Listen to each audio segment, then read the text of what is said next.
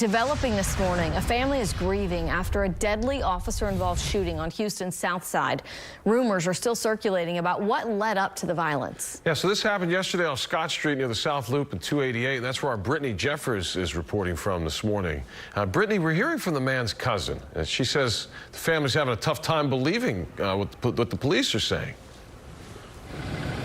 Yeah, the family members say that they're having a difficult time with this for two reasons. They say they find it hard to believe that their loved one would have a gun on them or that they charged officers. But last night we heard from the police chief, and he said out here that suspect did come at police officers and that he did have a weapon on him.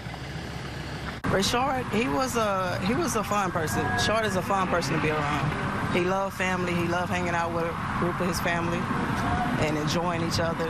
He's not a bad dude at all. Shard is not a bad dude. He's not. He's family oriented.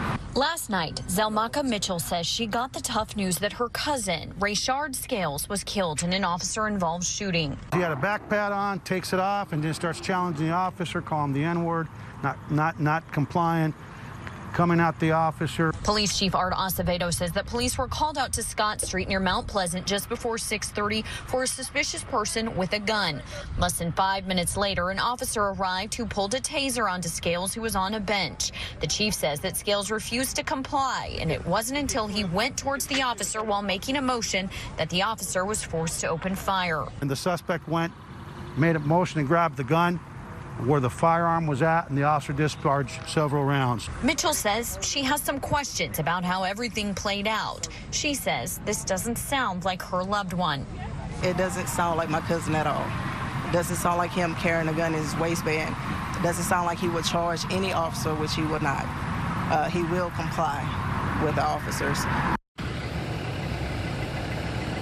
Now, the chief made it very clear last night that all of this was caught on body camera. Now, a family member, that cousin, says that she would like to see that footage. She says she would also like any witnesses who might have been out here who caught video on their cell phone. She says she wants to see that as well. We'll have more on that coming up at 6 o'clock.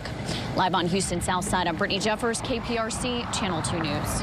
All right, thank you, Brittany. This is just the latest of several officer-involved shootings that have happened in Houston in the past 3 weeks. So this one on Scott Street, the most recent. On May 8th, HPD says one of their officers shot and killed 48-year-old Adrian Medeiros during a traffic stop.